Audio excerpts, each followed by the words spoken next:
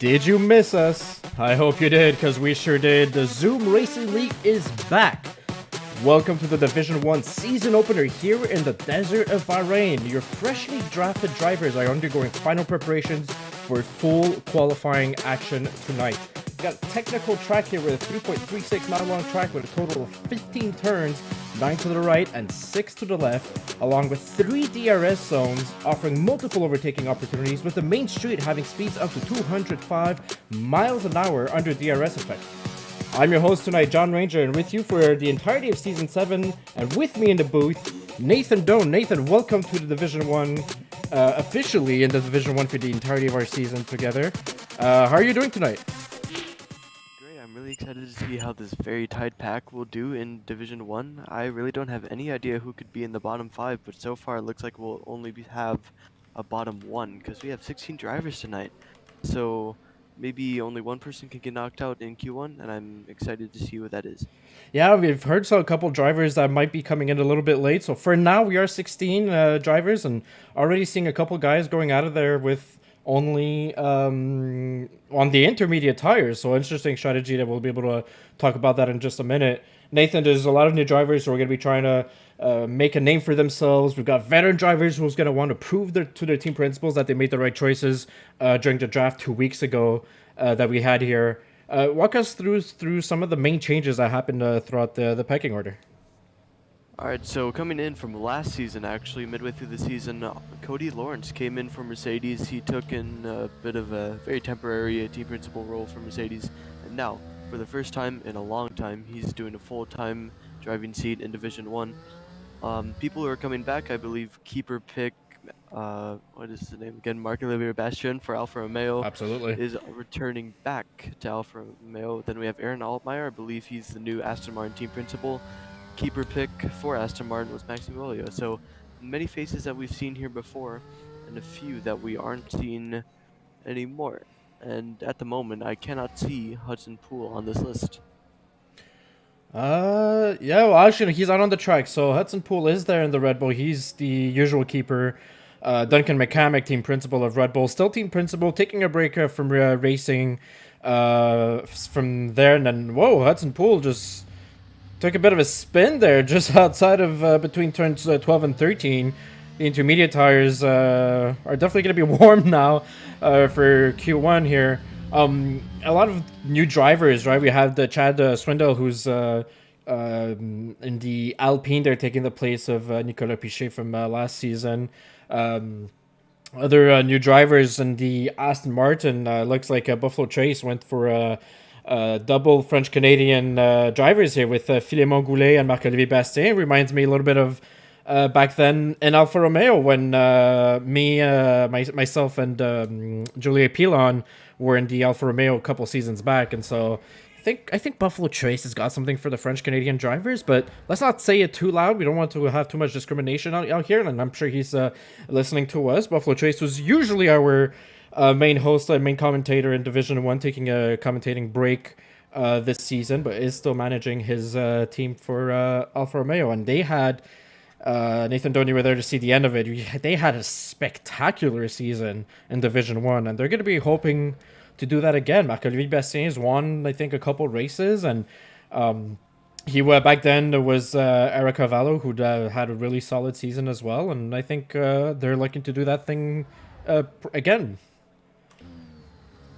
Yeah, I'm just having a bit of a moment here. I might be blind, but I don't see Hudson Poole's name on this leaderboard. Maybe he had a name change, but I'm not sure. I don't see him, and I'm kind of worried about it. But if you say he's on the track, then I trust you. He is on the track, P13. He should be there, and he's just coming around on the Sector 3 main straight, coming into turn 14, actually. See him now? Yep. Great, perfect. Good news, absolutely good news there. Obviously, Hudson Poole. Well, you know, speaking of Hudson Poole, he's finishing up his fast lap there. So, I mean, Hudson Poole's been a winner, driver championship for the last 3 seasons. And, I mean, who's going to be the driver to challenge him this season? 2 seasons right back, we had Jeffrey Lawler come in a little bit mid-season, give quite a spectacular finish. Unfortunately, he's not driving for now. the only person for now that I could think that race in and race out, he could give him a consistent challenge is Cody. Cody Lawrence is probably one of those drivers that one night it could be Hudson, the other night it could be Cody, and then we have those nights in betweens where you could get those maybe an incident or a safety car that kind of jumbles up the order a little bit. Is there anybody else you think, Nathan, that could challenge him? Well, obviously, with some Ferrari bias from my side, and many people might call me a crazy man for saying this, but I think Luke Locklear might be in for some potential championship in contention. But also, I'm thinking about the new drivers such as Jacob in the Red Bull, his teammate actually. I'm wondering if, since we haven't seen too much of them, maybe they can give us a surprise and maybe give Hudson Poole a good run for their money. That'd be interesting to see Hudson Poole's teammate maybe giving him a little bit of a challenge. Our new driver here. I'm gonna try to pronounce his name as proper as possible. Jakub Karsowicz, who's one of our new drivers here. And if I didn't pronounce your name right, message me, DM me in Discord so I could pronounce your name properly. I think that is very important to be able to say your name properly on the broadcast here. As I'm probably going to be saying names a lot during the commentating of the race. But back to what you're saying, Nathan. You know what? Luke Locklear had an interesting season last year, right? I think team principal for Mercedes for him maybe wasn't the right role for him. Took a break, left from being team principal, comes back as a Ferrari driver, and Peter Giordano drafted him back on his team. And I mean, when Luke Locklear came back, he was flying out there. And, I have a couple friends around the league and I have a couple insides. And I'm being told that Luke Locklear is also a very good, brings a lot of great technical aspect to Ferrari in regards to supplying setups and such. And Nathan, on your proper Division 2 Ferrari driver, and I would assume you can confirm me that information. Yeah, so this is the second time he's been my teammate, and each of those seasons he's brought in a huge technical insight, great setups almost every time, very consistent in giving good engineering tips, good track guides to everything in this calendar. And I'm just, grateful to have him. And of course, this season he's actually been very confident in his pace for Bahrain at least, and I'm excited to see what he can do. But yes, great technical insight from Luke Locklear with every team he goes with. And there's some of those guys that provide such technical insights. I think Cody Lawrence is one of them. Locklear, having done a lot of practicing with him as well, he's great at that. We cannot forget Aaron Altmaier. I think he's probably one of the best ones out there to provide setups, and most probably other drivers are able to do so. An information just came in, and we probably just saw it, right? Now, every driver now is in the pits. Actually, two of them just came out. Ryan Newton, currently P12 in the Williams, if I'm not mistaken, will not be partaking in qualifying due to a quali ban that is being basically transfers from last season's last race and penalty points, and so those stacked up against him. He's getting a quali ban tonight. And we jumped up from 16 to 18 drivers, and I think the only person we're missing Eric Cavallo, who I think is going to be joining soon. And I forget who is the other driver. But so we should at least be 19 drivers from what I've seen on the chat on who should be joining the qualifying. Yeah, so that leaves only 3 drivers able to be knocked out in the session, which is, obviously a bit of a relief of stress for many of these drivers who have been maybe struggling with this track a little bit. Not to get knocked out in Q1 is a very good feeling to have. Just gives you a tiny bit more confidence than you would have. A very long qualifying session. So if you can keep your calm head for all of it, that will be the best way that you can put in good laps here. Yeah, absolutely. Sorry for the black screen, folks. Just trying to a little bit of OBS setups I got to do, but I'll try to fix it up between two qualifyings here. And now officially, we're seeing a lot of drivers coming out of the pits, and we're not seeing intermediate runners anymore. It looks like everybody is going to be using a soft lap. Filemon Goulet, a new driver here, and from Quebec, Canada, he's starting his fast lap. So if you want to take us through, he's just coming out to turn 2, Nathan. Gonna go in on the driver cam. If you want to take us through a lap here. All right, here we go. So, 8th gear going into this turn 3, now braking quite late, 4th gear. He's going to short shift into 5th gear soon, quite here. Maybe he doesn't, but anyways, good on the throttle. Let's see what the sector time is for him. It's a 28.488, very good time. And I believe that might have been purple sector 1, but I'm not sure. Into here, 4th gear, and then early on the power. In the higher gears, you can get on the power very quickly. And into this tricky turn, very easy to lock up, but he will not do so. And 4th gear out of the corner, seems to have gotten a good exit. He's got a car ahead of him, but that will not affect him at all. Into the 3rd DRS zone and the final DRS zone of this track, into this fast swooping left-hander, into a very quick right-hander here, uphill, just a tiny bit of elevation changes into the sector 2 checkpoint. What kind of sector 2 does he have? It's a 106.831, very good time. I believe that was also purple sector, and he takes all the extra curb that he needs, gets off it before he goes over a little bump, and into the final corner, actually the final 2 corners. 4th gear, what does he do as he gets out of this corner? No wheel spin whatsoever. He has very under control on to the line now. What time does he have? It's a 128.592, good for the fastest session, fastest lap of this session so far, but I think we will see many faster laps, and we have by his own teammate, and now Quentin K has taken the fastest lap of the session so far, 128.221, 3/10 quicker than both of the Alfa Romeos so far. And now we have Cody Lawrence, a driver that we expected to be very quick, and he has been very quick. 128.152, good to jump to the top of the table for now, as his rival right now is coming to the line. Hudson Poole to the line. Our champion for the past 3 seasons sets in a not very representative time. It looks like he's actually just starting a hot lap. My apologies for that. And Maxime Beaulieu in the Aston Martin has been 3rd fastest right now. We could see how quickly the timetables changes as Pledge drivers are now doing their first proper laps of the session on the soft tires. We've got a couple drivers who are still in the pits or out on their out laps currently. We've got a McLaren of Alvarez who's now on his out lap currently. We've got Chad Swindle, or Swindell, I should say, in the Alpine. I think he's coming in on across the line, and he's gonna go P2, a 182. That's only 300ths off of Cody Lawrence, and so some of these drivers showing some great potential on qualifying already. I think Chad Swindle is one of our newer drivers. He's trying to make a statement there. Luke Locklear goes P4, just 200ths off of Quentin K on the top 3, and so currently the top 4, less than 1/10 is separating each of those drivers. This is typical Division 1 and ZRL. That's all I gotta say.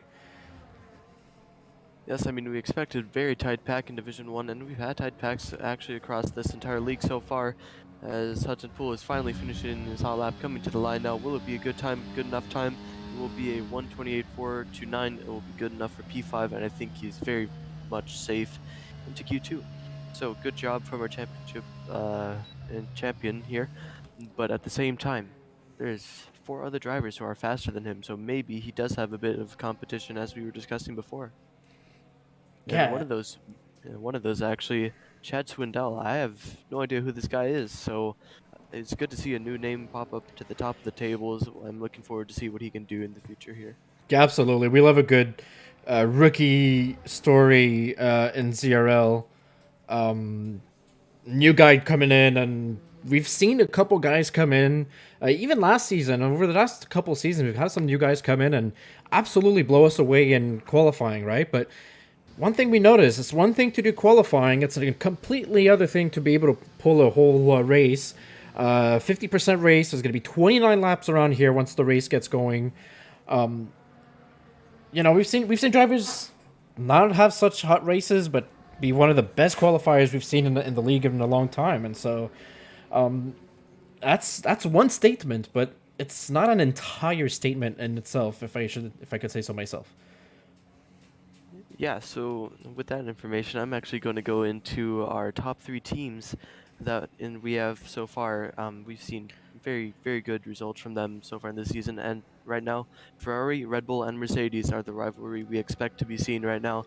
and Red Bull is the leader of that entire rivalry so far, so maybe they can do a bit better. But Red Bull with 106 points from Division 2 and Division 3 combined, and then Ferrari is tailing by quite a big margin. 23 points separates the two teams, 83 points for Ferrari, and then only 6 points between Mercedes and Ferrari so far, 77 points for Mercedes.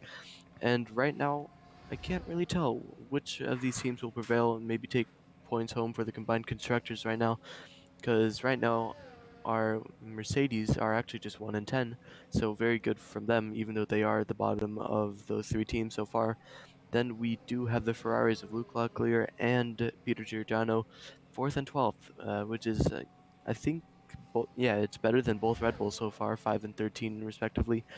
And right now, I'm just really wondering, is this where most of the points will be made here, or will it be very equal between all of them? Because I know that in Division 1, a lot of these teams, such as Alfa Romeo, Aston Martin, and sometimes even Alpine and Williams, are all in the fight as well. It's not really top three teams have the top three results. But yeah, it's going to be very interesting to see what kind of points these teams can bring home tonight. Yeah, most definitely. And those kind of teams are going to be battling out throughout the entire season. And I think in Division 1 specifically, Alfa Romeo are going to be aiming to be really strong again. And having Marc-Olivier Bastier and Philemon Goulet currently 7 and 8, I know it's only Q1, so a bit early to see, but they look like they have very similar pace. There's only 600 separating both of them.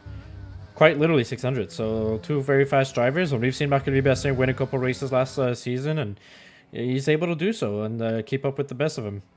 So we're seeing Cody Lawrence retiring from the session. We'll see maybe a couple drivers going out again. And now the question is are they using scrub softs, trying to take advantage of the track temps rising and the track evolution, allowing better grip here? It looks like Alvarez hasn't made a lap yet. I don't think so. I don't know if I've seen him on track so far.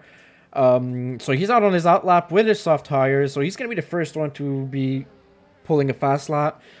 And we're seeing anybody from top 10 and under. I'm seeing Hector Ochoa coming out of the pits. We've seen Jakub Karsowicz, P13. And so these drivers are not 100% sure they're safe, even though there's only 3 drivers being eliminated. P16, actually 2 drivers, right? P16 and P17. Ryan Newton has already retired from while he serves his qualifying ban.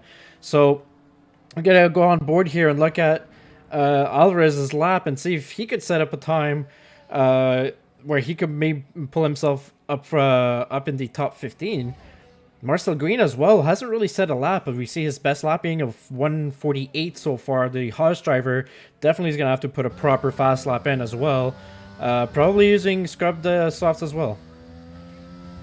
I'm looking at Alvarez's lap right now, and he's actually having a very interesting driving style, going wide into many corners, taking very low gears, then short shifting very quickly up through the gears. For example, into this turn, he might even go into first gear, and he does. Shifts right back up to third gear and right onto the throttle again. So these times from him in Sector 1 is actually very, very good. 28.6, faster than a few drivers we've seen before through here. Through Sector 2, this is where it matters. A lot of time can be gained in Sector 2 because of the tricky corners in Sector 2, but let's see what kind of time he has. 106 and 9, I'm not sure if that will be enough. I believe that was representative for maybe a 128.9. And at this point, I'm not really sure if that's good enough to go, but he's coming across the final 2 corners now. Third gear, second gear now. Short shifting right back up in the fourth gear onto this final straight. DRS wide open to the line now. It's going to be a 28.892. He's 14th. 3 drivers waiting to hunt him down. And actually, one of those drivers in the AlphaTauri has invalidated his lap. Then we have Cam Bourne having a lap right now. He's 3 tenths up, about 4 tenths up on its first sector. So I think we'll see him into Q2. And then Marcel Green across the line now. He stays in the bottom 3. So it's up to Cam Bourne now. Can he knock this AlphaTauri out? I think his pace is looking very good. 106.7. That is faster than Alvarez's time. So let's see. Will it be good enough for the Alpine driver? If he has a mistake in these final 2 corners, then it will be 2nd and 17th for Alpine. But it doesn't look like any mistake has happened so far. So this Alpine is going all the way to the line now. Will he be able to get into Q2? Yes, He he will. He's does. 12th fastest, and AlphaTauri and Marcel Green are in 16th and 17th and out of qualifying. So Logan Dukes in the AlphaTauri is going to be a little bit upset at himself because he was doing a great lap there. Unfortunately, he invalidated, and so that allows Alvarez to just squeak by. Look at the difference in time between Alvarez and Dukes, and even more so between him and Jakub Karsovic. And so, the times being so close together, right? And so that's pretty much the end of Q1 here. Logan Dukes, Marcel Green, they're going to be watching the rest of the qualifying, as well as Ryan Newton serving his quali band. They're going to be watching the next two qualifying sessions from their paddock. And so take a quick break here. We're going to set up for Q2 here. Our next 15 drivers are going to be out on track. We'll see you in a bit.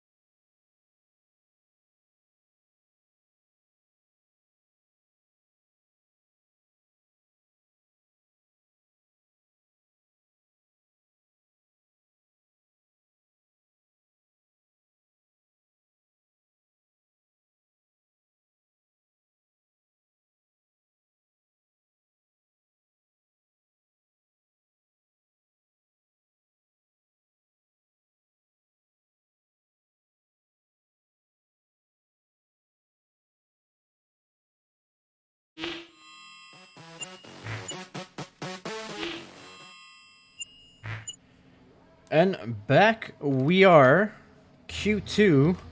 Already drivers didn't waste time at all going out for their outlap, and Cal Plavin's coming out on the mediums. What's that about, Nathan? Well, I mean, I think it's just a normal strategy decision because he won't be that much slower on the medium tires. I mean, still around 7/10s, but maybe just a lap to get his banker on. I don't know if he went on these same mediums on in Q1, but if he did, then it's just a good set of tires to just get a lap done. Have a delta to kind of just base yourself off. Because sometimes when you're going in a hot lap and you see the delta going green, it's just a good sign. So you want to have that going into your second hot lap here. So maybe that's just the mentality that he's going with right now. Yeah, would definitely make sense in that regard. So, yeah, and I think in Q1 we saw him as well as many other drivers going into on the inters, right, to try to save some soft tires.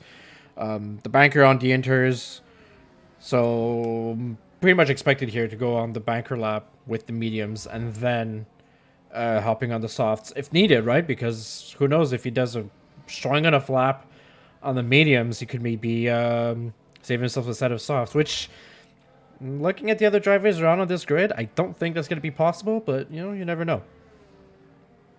Yeah, at the moment, I think everyone on the soft tires right now is on a used set of softs. I'm not too sure about that, but that would be the logical decision to go with at this time. But because they're on used soft tires, I'm wondering if maybe Cal will have the same pace just about of these used soft tire runners. So let's go on board with him as he goes onto his lap here, get everything and able to see just exactly what he does. He's got the battery going right now. He's got his DRS wide open. He'll hit a speed expected to be about 203 miles an hour. Let's see if he can beat that by any means. He matches it and goes into turn one now. First gear, interestingly enough. Second gear now, very, very low gears. I didn't expect that from him. A bit of wheel spin, as is expected with the low gears. Seventh gear now, he's going to go into eighth gear for this third turn now. He takes it very, very nicely right onto the apex. Gets a great drive out of the turn as well. Now he's going to go into this tricky right-left section. If you have just a tiny bit of a slide going down, you're probably just going to go around. So into this right-hander, very, very nice line through here. Takes it a bit wide, but enough to carry a lot of speed through the corner into this very tricky corner. Easy to lock up. Will he lock up? No, he won't. He takes it very nicely. Second gear out of it now. Third gear. He's had a bit of wheel spin on the exit, but not enough to stop him from going anywhere. And will he be doing okay in this left-hander? Yes, he will. So into this right-hander now. This is where maybe he can lose a bit of time because the medium tires don't have a lot of that grip that he needs in this corner. 107.4, definitely going to be around the 29s, I'd assume, from this lap as he gets a huge amount of wheel spin out of that corner. So this lap will definitely not be good enough to get him into the top 10 at the end of the session, I would believe. So he will have to go out again onto the soft tires. And many drivers are actually going on the soft tires right now. So for Cal Blevins, it will be only a 1:29.631, when the fastest time right now is a 1:28.392. So he will have to go out again, most definitely. Yeah, it looks like he's going to be at the bottom of a timetable there, as you mentioned. So it's a banker lap. He's got his warm up there, but he's going to have to go. And most of the other drivers, as you mentioned, most probably we could assume they went on the scrub softs because the grip difference between now, Q2 is 15 minutes long. We're already 5 minutes into it. And the last, I'd say, final 3 minutes, there's a lot more grip to be found at the end of the qualifying session. And there'll be even more to be found in Q3 as well. And so most drivers probably went on scrubs just to get their laps on. And with the newer softs, we'll probably see our first... have we seen a 127 in Q1 so far? I don't think we have, right? So I wouldn't be surprised if Q2 offers us the first 127s and under from this point on. And I think the man to do it is the man in the Alpine right now, Chad Swindell. I mean, I haven't seen much of his pace, but what I have seen, he's looking to have a very great night with Alpine tonight. His teammate currently on an outlap, getting those scrub tires ready, just weaving around a little bit, get some heat into the tires, and he will be on a hot lap very shortly, trying to match his teammate. I mean, your teammate is your best benchmark, they say, and right now Yeah. that benchmark is very high. Yeah, if he pulled the 128.39 on those scrubbed softs, I'm quite certain he'll be able to cut off at least 3/4 with new softs and with the track evolution, providing more grip there. And so a lot of those drivers are already coming back in. Some drivers remained in the pit, mainly Peter Giordano, Filemo Goulet, Aaron Altmaier. They are now only coming out of their of the lap. Now we're just seeing Peter Giordano come out of the pit lane for his outlap, and I think there was an Alfa Romeo in the pit lane just coming out as well. So they got time. They got time to use one of the scrubbed tires and try to get maybe a slightly better lap than everybody else, given the fact that the track has been worn down a little bit and rubbered down. So they're gonna go for it. Arnold Meyer looks like he's staying in the pits. No, he's coming out too. So everybody's gonna have a chance to go out and make their banker laps for Q2, come back into the pits, and we're going to have probably a bit of a rush hour near the end of the qualifying session here in the last, I'd say, 3 minutes or so of the session. Are we seeing Cal Blevins already coming out on... Yeah, he just came out of the pit lane as well, so he just did the medium tires, not happy with that, comes out with his softs. I assume those are not his new ones already. They are the new tires, actually. And so I think that's why he's on new tires right now. So he went on the mediums, correct? And now this is his second set of soft tires. It's not his third or anything. So he has all these tires that he needs. And crucially, if he gets this run done, he will very much have time to do another one if he so needs to do. And some people would be questioning going out this late, 8 minutes left in the session. You know, why don't you just go out right away? But there's not really any rush to go out in Q2 because 15 minutes, you have plenty of time to just wait for the track to evolve a little, and then you'll have all the track to yourself. So that's exactly what some of these drivers are doing right now. And we've seen Cam Bourne, the driver I was talking about earlier, a bit of leg for the Alpine driver, but it is what it is.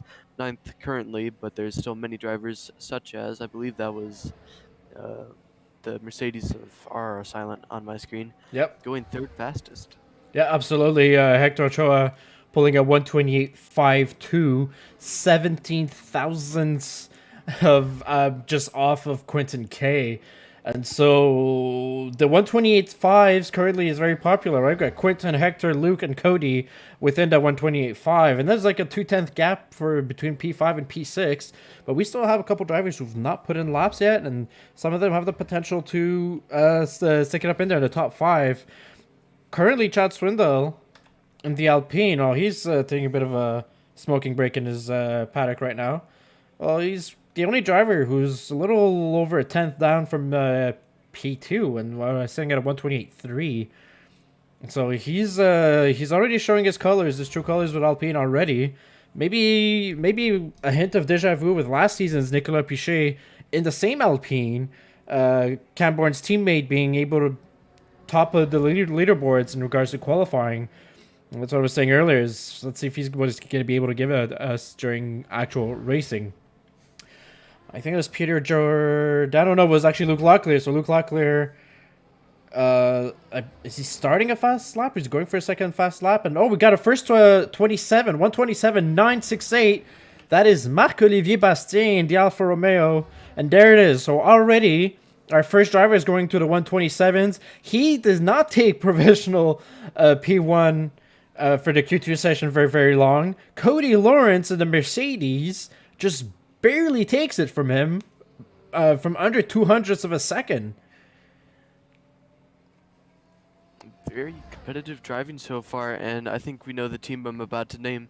Drivers who have not been competitive, like Quentin K, Red Bull. They are not doing as well as they should be right now, both in the pits, sat in the pits, waiting for their final run, and they're looking at these incredibly quick times from our Division 1 drivers. They're wondering, can I really match that? Do I have the pace to do that? Me personally, I think they might be able to sneak in to Q3 just by a little bit, but right now they'll have to do some work with these incredible times. Yeah, Hudson Poole, although being our driver champion, and being one of the faster drivers out there, I think he has more pace during a race than during qualifying. As we've seen a lot of drivers being quicker than him throughout the season, but he can pull one masterful lap and he could put himself up there. But Quentin K's lap, 127.6, he still has time to go back and get to the pits and pull another lap. That is a really rapid track lap that he put together there, Quentin K. And, earlier we were talking about drivers who could potentially challenge Hudson Poole's championship with Cody Lawrence. You know what? I should have added Quentin K in there because I've seen this guy's driving, and I remember when he started his first race here with us last season in Monaco, he was all over the top of the leaderboards and really showing some proper pace, but really steady driving as well. And so I think he's a guy that could steal a couple wins this season and probably challenge for a championship. Yeah, so we're in that time now where not many drivers are out on the track right now other than one man, Luke Locklear. I believe he's on his final run. I don't think we'll have enough time. Oh no, he's on in-lap right now. So, this is the time, except for drivers like Camborne, this is the time where you have to just wait for the track to evolve just a little bit before you go on your final run of Q2, see if you can get into that top 10 shootout. And our first man to do so right now, Camborne, is currently P14. He is, I believe, 1 second off the time he kind of needs to get here. So he will need to improve a massive amount. I'm not really sure if he had any big mistakes on his first hot lap, but if he did, then he'll surely be able to not make them again, or at least I hope.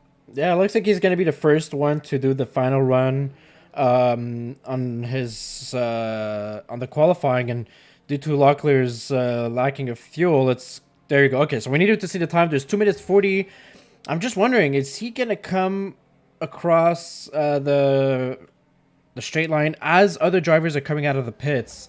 And is that making it a little bit risky? Because a lot of drivers are going to be wanting to come out of there probably around the 2 minute 30 mark, 2 minute 15-ish. Actually, we're seeing Peter Giordano already being the first one out on the pit lane. Quentin K's retiring. He's feeling comfortable with his track time. And so, yeah, look at what's going on here. So Camborne, wanting to take advantage of this free space, he's coming across the start-finish line. He's going to start his fast lap now. But look at the multitude of drivers who are coming across turn 1 right out of the pits. A little Goes bit of a deep. lockup. Yeah, he goes deep in there, right? So that's probably distracting him a little bit. That's not helping his time. And he's got These 3 drivers drivers seem in to front of be him. getting off the line here. Will they be impeding Camborne here in his lap, which hasn't been too great so far, but it will be even worse Oh, if yeah, he's had another moment of another big oh. moment and he's had to abort his lap, and I think he may have enough time just to do another lap here. But not what you want to see. I can't tell if that was from either dirty air, just pure driver error, but he's really bruised these tires on his first bit of a hot lap here. Yeah, he really is really pushing it, and I think his car bottomed out a little bit. Some of these curves in Bahrain, notably the one on his right-hand side now, if you hop on it a little bit too deep, you could bottom out your car and kind of just, put a little bit of a skateboard move there and have to slide around. And now the question is does Cam Bourne? I think he's not using his ERS. He's turned it off, so he's gonna harvest his battery. Will he have enough fuel to try to harvest his lap there? Because now he's sitting at a 129.5. He's definitely in the danger zone. Every driver P11 to P15 will be eliminated at the end of Q2 here. And so that's something that we're going to have to keep an eye on. Marc Bassin also retiring on his end. He seems comfortable with his time. So who else? There's 2 other guys still on the pit lane, and I believe that is that Chad Swinton? No, he's on the track currently. Oh, it's probably the Quentin K and Marc Bassin actually in the pit lane on the track map that I'm seeing. Okay, so let's find who is our next driver here about to cross the line. Actually, it's gonna be the McLaren of Alvarez. And so Q2's coming to an end now. He's just about finishing his fast lap, coming in down turn 13. Or 14, actually.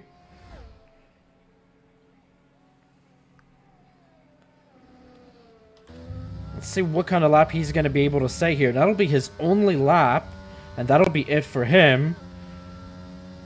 And Alvarez cannot pull himself out of the elimination zone, and so he is out of Q2. The best he could do is a 128.85, and he is P11 for now, as other drivers could maybe improve on their time and make him drop even more.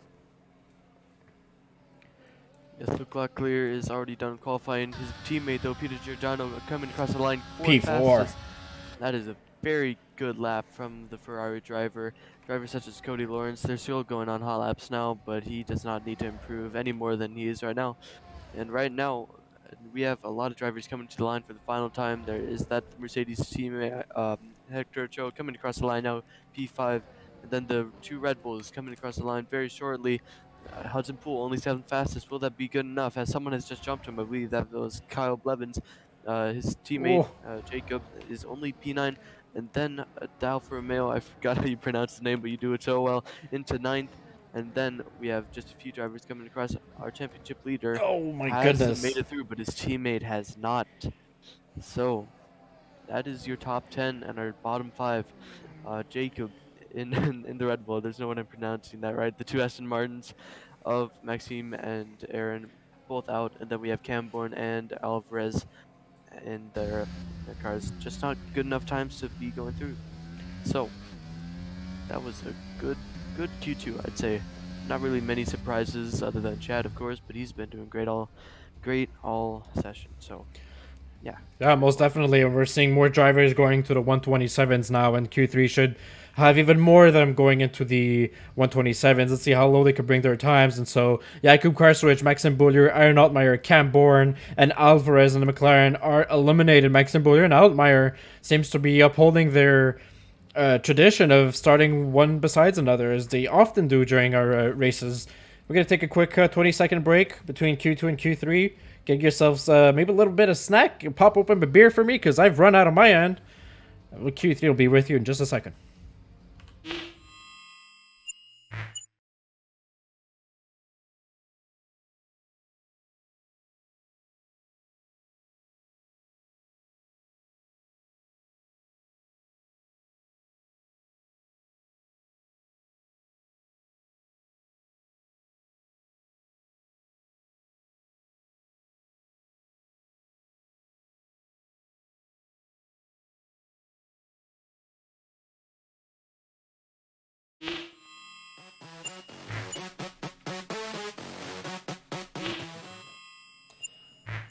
And we are back.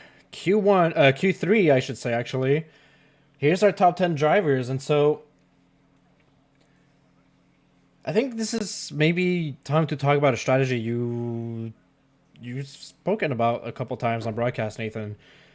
There's some drivers out there that are teammates, right? We're seeing two Ferraris, two Alfa Romeos, two Mercedes. Do you think these drivers will be considering maybe giving each other a tow here in Bahrain?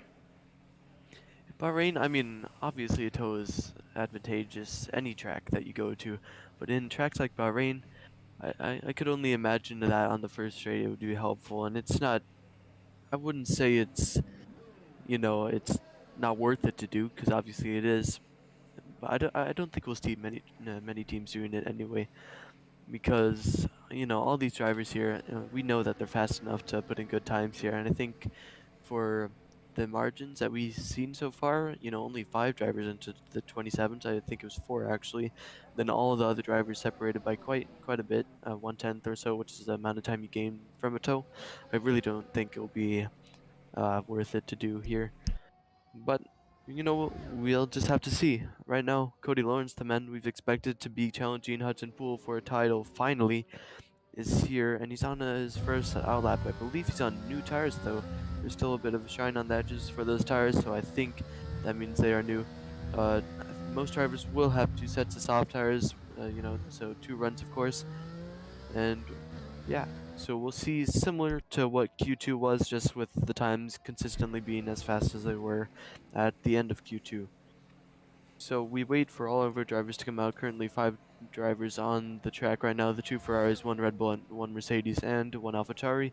They're all just waiting to evolve the track a little bit. Yeah, most definitely. And so on the banker laps in Q3, we're going to see impressive times to begin with, that is for sure, but not the ultimate times. It's going to be, I think we're going to have grow a lot of an intensity once these drivers come out for their final laps. And I love that. Well, I have a love-hate relationship with that emotion, right? That stressful emotion when you're at the end of Q3 and you know you got to pull out the best lap you can possibly make without any mistakes. And I mean, these drivers, and I mean, not even less than a tenth of a difference could be make the difference between pole position and possibly being out of podium positions as well, right? So these drivers really got to give it all they got. And one thing that to be considered as well, I don't know if you want to give us some more information about that, Nathan. Pole position starts on the left-hand side of the track. Would P2 potentially be a more advantageous position to be starting at? I mean, if you start on maybe the medium tires when your opponent is on the hard tires, then yes, you will have a pretty good run on them down the inside, and that's where most overtakes are made. So it could be very, very good to be P2 here, but at the same time, if you just don't have a good run, then you could be dropping many positions as you could be from anywhere. But right now, we're going to talk about that Q3 feeling that you were talking about a bit earlier. Yeah, I think, it's obviously a nervous feeling. You're not going to enjoy it at the time, but I think it's what really pushes you to perform the best that you can. And, maybe it just might push you over the edge in the end, but I think it's a great feeling to have, and maybe Cody Lawrence isn't feeling that, honestly, because he's going so fast this session. So we'll just see what this lap is. He's got no pressure on him so far, so here we go. Yeah, he's coming around turn 15 here, and he's gonna set up the first time, and it looks like it's gonna be it's gonna be 128.1, and so we've seen him have faster laps than that, and I'm hoping, as you mentioned, it wasn't on the new softs, because if it was a new set of softs, we should expect Cody to be in the 127s at least, and so we'll see how that evolves throughout the rest of the qualifying session. The next person across the line, I believe it is Chad Swindell, and he is a 128.1 as well, a little under 300s off of in front of Cody Lawrence, and so that's been something that we've seen a couple times happening, right, so far in the qualifying, where Cody's going to put a lap and then somebody's going to just jump him a little bit. Quentin K did not jump him just a little bit. He has leaped him 600ths of a second, a 127.5. I believe that's when he set his lap time early in Q2 as well. Was very close to that time, so he's being very, very consistent so far. And since he didn't come out a second time in Q2, I'm pretty sure he's got an extra set of soft tires in case he's being challenged for pole position here. And Quentin K, the Williams, quite a performance so far in qualifying. And then we got Marc-Olivier Bastian in P2, also in the 27s, but still 3/10 off, even a bit more than that off Quentin K. So maybe the pace we have seen from Quentin K today, maybe if that translates to the race, we'll see great performance from Williams tonight. I've seen some drivers have a bit of a moment. It was Kyle Blevins who had to spin out of turn 3. So he's going to return to that same turn 3 right about now. We'll see if he can keep it together going into this turn, and he does. And, bit of a wheel spin on the curb, but it's fine. Didn't really change his lap too much. And he's going through turn 3 now. He'll keep it very close to the apex. Get a good run out of there as well. Taking a bit of the exit curve might have slowed you down a little bit, but through the sector 1, he's got a 28.788. And I don't really think that's a good sector time to have, especially in Q3. That was times we were seeing in about Q1, so maybe need to see a bit of improvement from the AlphaTauri driver. Yeah, most definitely. But if he's on scrub soft, so he's gonna have the opportunity to go out again. A couple more drivers with fast make their fast laps currently. Hudson Poole went P4 and he split the two Ferraris. Luke Loughlin and Peter Giordano were P3 and P4 just for a moment until Hudson Poole came in there in between them and wedged himself there. Cody Lawrence and Hector Ochoa just a little over 1/10 separating them. Kyle Blevins going around to turn 13 and he's going to be the next one to finish his lap and go for a fast one. Philemon Goulet in the Alfa Romeo, looks like he's going to go for a one lap only on this session. He's not going out of the pits as of now. And he's a little bit last minute to do so. And Cal Blevins is going into the pits. And so he's going to abandon this lap. He's going to have one last try. And we don't see how much time there's left in Q3. But there's only 12 minutes in Q3 and time flies. And one of the Ferraris is now low fuel, which is triggering the yellow sector flag and covering the time. Peter Giordano is just in limp home mode there. Alright, so we got 4 minutes and 20 to Q3. We're going to expect every other driver. The only two drivers on track right now being Hudson Poole and Hector Ochoa. Expect these guys to go back into the pits, and then we're going to see who comes out first and who comes out last, right? It's always a little bit of a game of chicken on a full qualifying session like this one, especially with the Division 1 drivers. Who's going to be the last one out to take advantage of the track evolution as much as possible? Some guys don't even want to play that game, right? Yeah, I mean, as we saw in Q2, I don't remember which driver it was, but the driver came out very, very late in the session, I believe 2 minutes ago.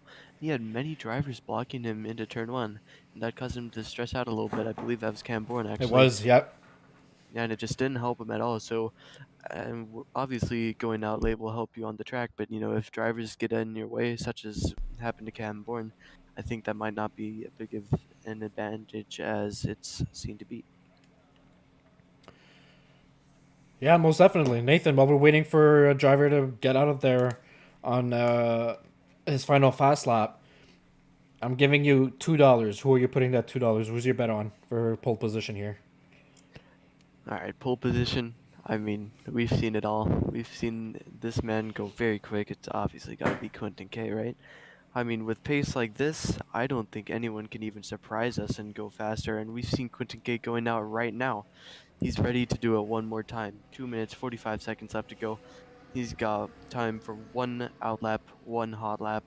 We'll just see what the lap takes. Because obviously, does it get faster than this? The track evolves, everything evolves. He's got new tires, of course. But now, can he beat that incredible time of 127.528? Or maybe will he have competitors? And we're seeing him, right? He's topping this third gear right now. And for those who don't know, that's a way to burn some extra fuel and burn some extra weight as much as possible going into his fast lap. You know, he's got about 2.5 laps of fuel here, and he's trying to burn it down so when he crosses the start-finish line, he's got just about a little over one lap. by the time he does it. And I mean, you know, I'm asking you to bet on a driver, but I mean, Quentin K's 3/10s, over 3/10s on Marc-Olivier Bastien, P2. And I mean, that is a huge difference in Division 1 in the Zoom Racing League. Those are kind of times we see in our other divisions a little bit more. But in Division 1, that is a blistering lap time. And I am without a doubt certain he's going to beat that time. The question is, just by how much? And everybody else on the grid is going to do the same, but they still got to catch up that 3/10 gap that he's created. And that is big. Yeah, and with a lap time like that, I just got one question for you, John Ranger. You got Cash App or PayPal? Yeah, I guess you're getting your $2 there. Absolutely. As he starts his lap right now, he's very on the edge of those track limits, but he's been doing just fine so far. No invalidations yet. And here he goes into turn 1, carrying much speed. How much speed has he got in that Williams? He's got 201 miles an hour down into turn 1. Second gear, he's very confident on the throttle there, taking a very ideal line. He's almost invalidated his lap, but kept it very nicely on the curbs. And with pace like that, driving lines like that, let's see just how much he can improve, because he is really pushing it. You can just see how hard the car is going here. Does he improve? Yes, he does, but only 500th of a second. He knows that we're watching this lap right now. He knows that we're getting taken away by this lap, and he knows that he has every right to be doing that kind of thing. So into the trickiest corner of this track so far. 7th gear down all the way into second, takes a very good exit out of it. You could just see the car switching and being obedient to his command here as he goes almost to the left-hander now.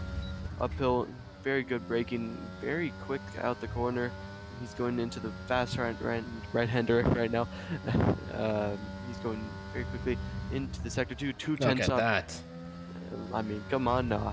$2 is $2, but this man doesn't need any $2 to be going this fast, but he does it anyway.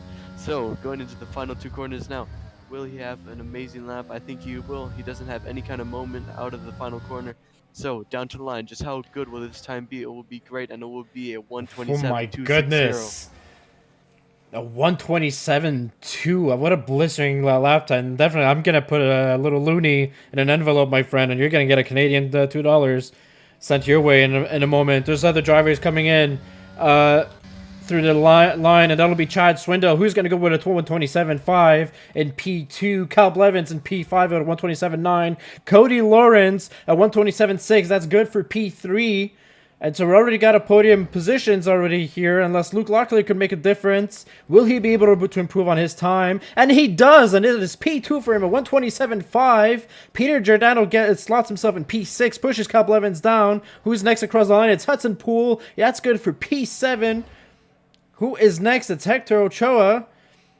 Filemon Goulet's actually just crossed the line, and so that's P9. And Hector Ochoa, for that scene, P5, I think. Great lap from Ochoa as well. And so that's going to be it for Q3.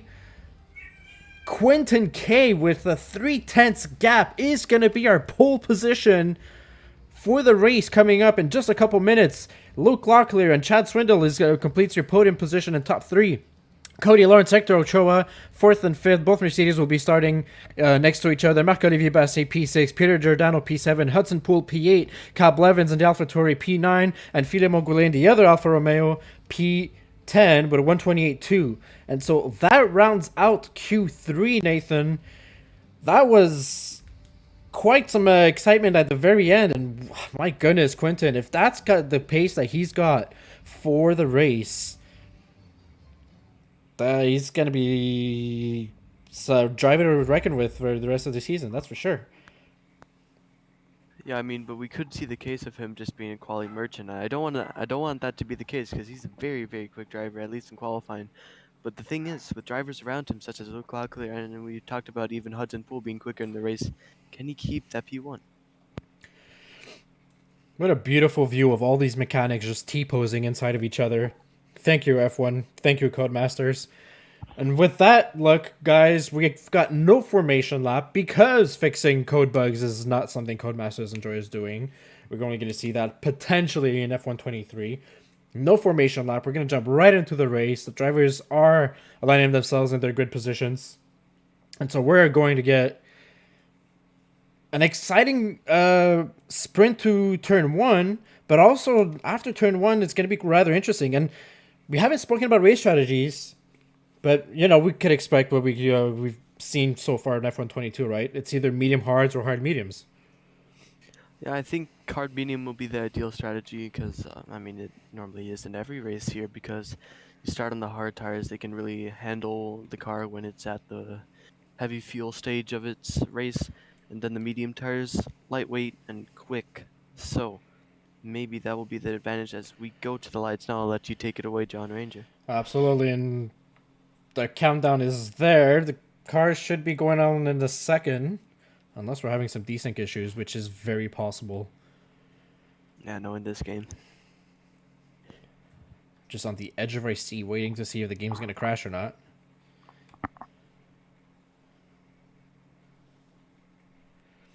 And maybe someone's just got some toaster Wi-Fi here. Oh, I mean, my toaster still runs a little bit quicker than this, but I mean, if you say so, man. toaster energy out here. Yep. We think might we be will seeing be a waiting for bug, and I coffee. would not be surprised if on the Discord channel we're calling for a. I'll check the paddock. Uh, yep, restart lobby. We are restarting lobby, so we are having issues, and we're seeing drivers leaving the grid so far. Okay, so we're gonna go on a quick intermission, and we're gonna reboot everything, and we'll be with you shortly. Hang in there with us. Thank you, Codemasters, once again.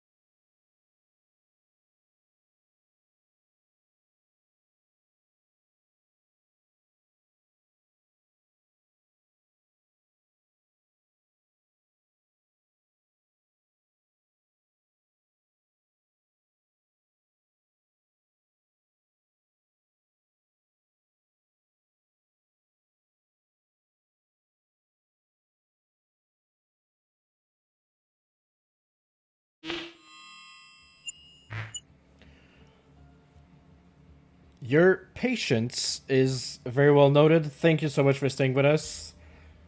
We're just about to get back into racing here, and we're going to have two additional drivers with us. Thankfully for them, uh, because of the bug, we've got Eric Cavallo and Marcel Pabst, as well otherwise known as Eruption, joining us for the race on the back of the grid.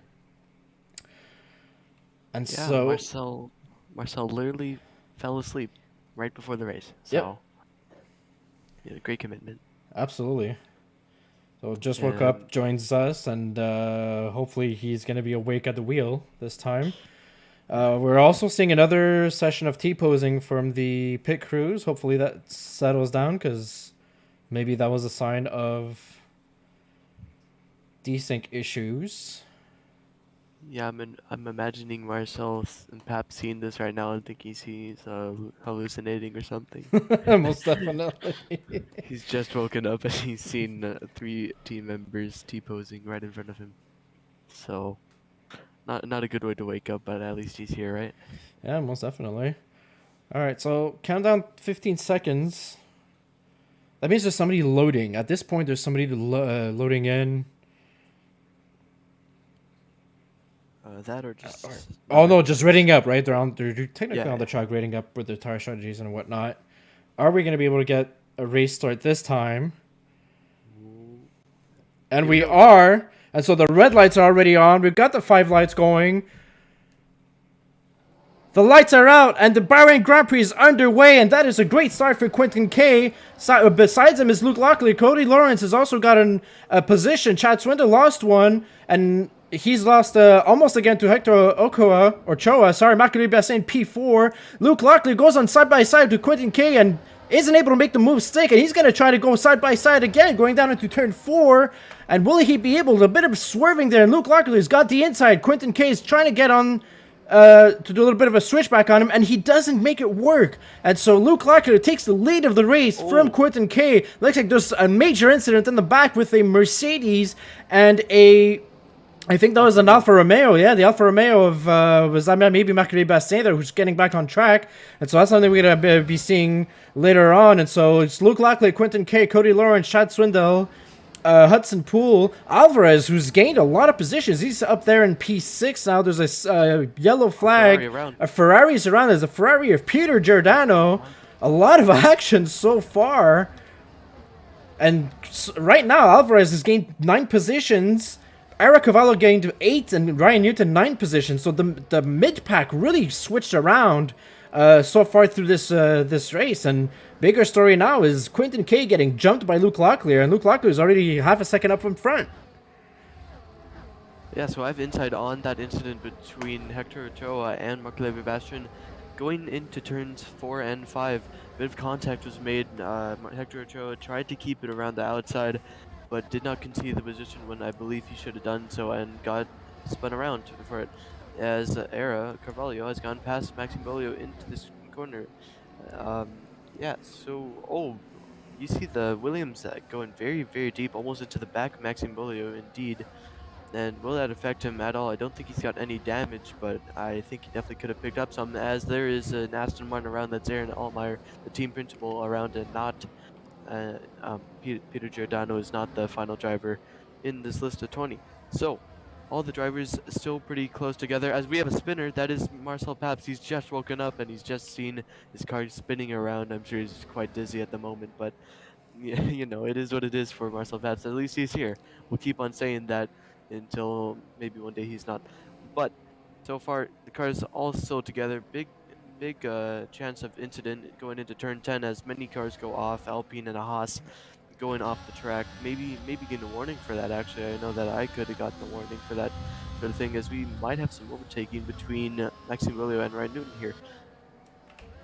A lot of mid-pack action currently, and we've seen great overtaking so far from Eric Cavallo and Ryan Newton, who started all the way in the back of the grid on P20 and P19, and here they are, P9 and P10. They've crossed the entire half of the pack already. That's the main position changes. Hector Ochoa, Cal Blevins, Peter Giordano, and Altmaier has been victims of either contacts or spins, and those have made them the losers so far of the race, as well as Marcel Pabst Eruption, who's had a spin in the McLaren.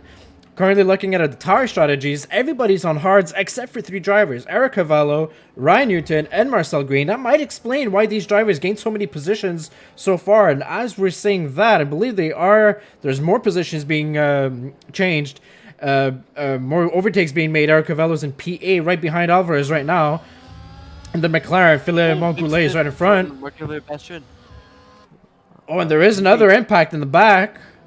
Yeah, sorry to interrupt. He made contact, though, with Ryan Newton. He ran into the back of them, and 2 cars more are around Jacob and I believe that's Cam Bourne, and both going around. I believe they made contact, spinning right next to each other. So what was a very tight field at one point is now very close, as we have some overtaking. Alvarez as well is off in front. Alvarez is back on track, luckily, though. A bit of a battle between Hector Ochoa and I believe his name is Luke, right, as they go into, I believe this is turn 11 now, and Hector Ochoa has gotten that move done for P13. A lot of action in the mid-pack, and it's hard. Everywhere we glance, we're seeing a lot of spinners, and it's a season opener. Maybe the drivers took a bit too much of a break from F1 lately, and we're seeing tires rubbing and a couple of spins going, and I'm not seeing drivers being heavily impacted by damage so far, so I think they're going to be staying out for on track so far, as Hector Ochoa has a big moment, and that opens the door for Logan Dukes, currently P14. He's going to be right up in the back of him. He's going to try to harvest his ERS, maybe try to do an overtake while braking, and no, he's going to actually try to keep it calm there. Logan Dukes in P14 in the AlphaTauri, first race here with us in Zoom Racing League. Gets the DRS off of Hector Ochoa, but Ochoa also has DRS on drivers in front of him, and so the whole mid-pack grid, the biggest winners so far are the drivers who had the medium tires, and so if the hards are so slippery early in the race, would the medium and the hard tires maybe be a better strategy so far? Because that looks like it worked out great for them. I mean, so far, absolutely, for drivers like Era, Marcel, and Ryan. They've had great overtakes so far. I believe they are respectively, let's see here, so 11 positions for Era, 12 for Ryan, and then 7 for Marcel. All started from, I believe that is 18th, 9th, 20th actually, and 17th. So very good position making from the medium starters. But however, I don't know how long these medium tires will last on a car that is a bit heavier than it would be if you were to be on the hard medium strategy. Yeah, most definitely. Now Cavallo is going to be trying to make another overtake here on Philemon Goulet this time. For P6, he's got DRS on the Alfa Romeo driver. He's going to go down a main straight using all he's got from his ERS. He's going to go on his right-hand side, and he's going to be able to outbrake him. We would expect him to do so on the mediums, and he does. Goes a little bit deep into turn 2, cuts off Philemon from trying to do a switchback overtake, and now the Alfa Romeo driver's got DRS on him, and so now Era, who is attacking, is going to have to defend against him. Will he be able to do so? He runs out of track for Philemon to gain back in that position, and so Era Carvello, in 5 laps time, goes from P19 to P6. Absolutely spectacular driving from this driver. Has been putting out a clinic, and we'll see how the strategy pans out throughout the race, but so far he's the biggest winner out there on the track. Yeah, so we're looking at a top 5 separated by not even 2 seconds right now, and at the end of that, top 5 has the most battery out of all these guys actually, and of course it had to be Hudson Poole, hasn't it? A bit of a moment for Cody Lawrence, as Chad Swindell is still holding very well in his first race of Zoom Racing League. And he's, yeah, just doing very great as a rookie. Good, glad to see him here, and he's actually very close to the back of Cody Lawrence. I mean, Cody Lawrence, we've seen his pace. We know that he's a very quick driver, but does he have some competition tonight? Quentin K is coming up on the back of Luke Locklear, turn 15 here now. There's an Alfa Romeo around there. There's a Sector 3 flag there. It looks like Luke Locklear jumped a little bit of ERS, trying to keep Quentin K away from him for the overtake. So it doesn't look like it's going to happen. In the back of him is Cody Lawrence, Swindell, and Hudson Poole. So as you're mentioning, the top five are really pulling away and setting their own pace there so far, separated by a couple hundreds each. But so far, Luke Locklear, who looks like he'd be the most vulnerable driver to DRS overtakes, is able to defend as of now. But all five of these drivers, well, we'll see with for Chad Swindle, but most of these drivers, we know them, and we know they're very, very patient drivers to do their overtakes. There's a McLaren, it's Marcel Paps. He's down in P20 now. He's got another spin, so his second spin for him now in lap 6. Luke Locklear doesn't have DRS. Is he be able to have a better takeaway than Quentin K? It doesn't seem like Quentin K is going to be able to pull any moves here. So, and Quentin K is quite in a tight position, right? Because he wants that lead back that he lost to Luke Locklear. And I mean, you have to defend against Cody Lawrence. And I mean, that is no easy task when you look at it. Yes, I mean, however, though, with Quentin K's pace, I mean, we've seen it all night tonight. I think Cody Lawrence isn't really too much of a struggle for him right now, but every time I see Quentin K going through these corners, going in way much quicker, but hasn't got the exit that he's needed so far to be able to get a good run on Luke Locklear. Chad Swindell is doing the best right now of just keeping a very small gap. He goes quite deep after breaking on that curve just low, but not as deep as Cody Lawrence. Will he be able to maybe take advantage of that deep line from Cody Lawrence? But he won't be able to, I don't think. They're all breaking very late here, and it hasn't helped him too much, as Quentin K is still very, very close to Luke Locklear. So I think we'll be able to see this DRS train go for quite a while, honestly. Yeah, speaking from about DRS trains, we've got another one that's formed from Alvarez, between Alvarez all the way back down, and there was a bit of a struggle between Hector Ochoa and Marc-Henri Bastien in the back as well. And so it's Marc-Henri Bastien who comes down in front of that one, and there's a spin of the Haas. Marcel Green completely loses it in the S's of turn 6 and 7, going down to turn 8, and so he's completely off there. And so he's gone down to P18. He's going to be overtaken by Kyle Blevins, and that's a rough one for him, given the fact that he's on the medium tires. Marcel Paps is going to be the next driver on the mediums as well, who's pitted early already.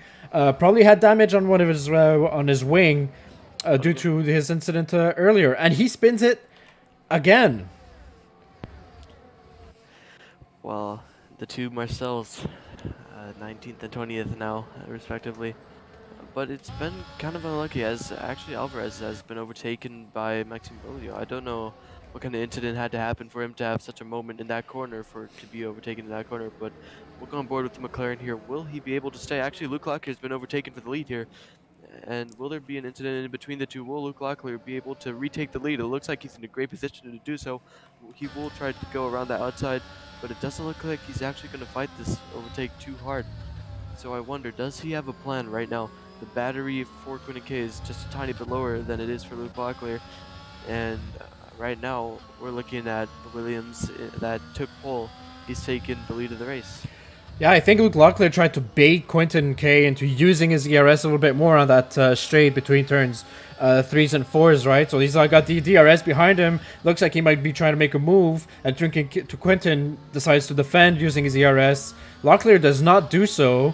He goes a little bit on the ERS just to keep up with him on the pace here. There's another McLaren that spun around. That is around just after turn 8. And so a lot of things change from one season to another. But so far, Nathan, spinning McLarens is not something that's changed whatsoever in the last 2 seasons. I mean, you didn't have to say that, but, I guess it is true. I mean, we've seen McLaren not have a strong start. Even in real life, they just can't get a break from having these tough starts in Bahrain. So hopefully they'll be able to do a little bit better. Hopefully it doesn't carry over to the second round for all of our guys in McLaren Zoom Racing League. But Quentin K actually takes the fastest lap. That is an amazingly quick time. That's faster than my medium laps were in Division 2. So great job from Quentin K. But I have to wonder, though, Luke Locklear has spent a lot of his battery, and he hasn't gained anything from it. He's still level with Quentin K, is he? But I don't see a world where it made sense to have baited him for ERS. So Alvarez retires from the session. Has he crashed actually? I think he's in No, he hasn't. the pits.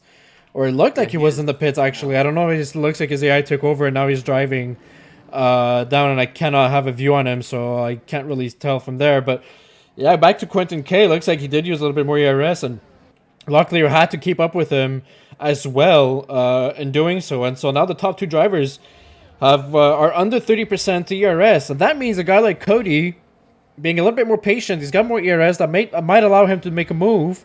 And if you look at a newcomer, Chad Swindell in the Alpine, he's also harvesting. But look at Hudson Poole, he's just having a very casual stride, casually, occasionally using ERS to defend from era to keep up with everybody else. It's still at 80% ERS there, and that just comes to show Hudson Poole. And I think he's really going to play the patient game here. He's waiting for those guys up front to battle it out for positions, and that's when he's going to try to swoop in and take the positions away. But look at this. Eric Cavallo is right on the back of Hudson Poole and his DRS as well. I mean, his medium tires are bound to give up. And speaking about medium tires, him and Ryan Newton, as well as Marcel Green, while we're at it, when do you expect them to be potentially going to the pits for hard tires, Nathan? Ooh, hold on. Luke Luckler's made an overtake for the lead here. Oh, he does. Yeah, he's used a lot of his battery in these past two straights here. We have AlphaTauri around in the back. But anyways, back onto the medium tires here. I think they will pit around lap 12, but out of nowhere, it seemed that Luke Locklear just found the pace just to get into the lead once again. But now, the difference in battery is around 10%, so I wonder, will that advantage stay for Luke Locklear, or will it be the same thing that we saw a bit earlier, seeing him getting overtaken by Williams once again? Haas around, that's Marcel Green on the medium tires. Almost the same spot as his last spin, and so he's just having a bit of a struggle on the little sector S's between turns 4 and 8. Actually, I believe it was before then. But anyways, it doesn't really matter. Still, we see the top 5, now the top 6, all in one big DRS train now. Something I'm looking at actually is Cody Lawrence. He's been having a few moments on the exit of corners, and he's dumped battery just to try and regain that advantage that he lost on Chad Swindell. But Chad Swindell, he's been taking these corners very nicely, and I believe he's actually tire managing a little bit. We'll see if Quinton K actually goes for a move on Luke Locklear, who's going very defensive at the moment. Yeah, he's not using his ERS currently. Locklear absolutely dumped all his battery, and there's another AlphaTauri that's gone around in the back of turns 13. Logan Dukes there, so Locklear's got a better pace so far than Quentin K, and I think Quentin K is going to take advantage of just harvesting his ERS. And both of these drivers know, right? There's no point in them constantly fighting for overtakes front and back, because they're only slowing their own race down as you do so. And Maxime Bouleur's gone around as well, just off of turns 2 and 3 there. So not a good showing for the Aston Martins. Usually their race pace is way better than their actual qualifying pace. But there they are down in P14 and P15 currently. Yeah, starting from P12 and P13, this hasn't been a great race for them, as it has been for McLaren and AlphaTauri. We just saw Cal spin around actually, and he lost his front wing in that exchange, so he's into the pits now. And yeah, it's just not been a good enough race from any of these 3 teams. But so far, I mean, I think from all the teams that we expected to be doing well, I'd say, you know, most of them have been doing about as we expected. But still, I'm kind of amazed by how the top 6 have been able to just stay with each other. I know that in Division 2, the top 6 were just separated eventually by about 7 seconds. You could say that's down to pace, you could say that's down to just fighting in general, but whatever it is, it's not the same as it is in Division 1. He's doing a great job.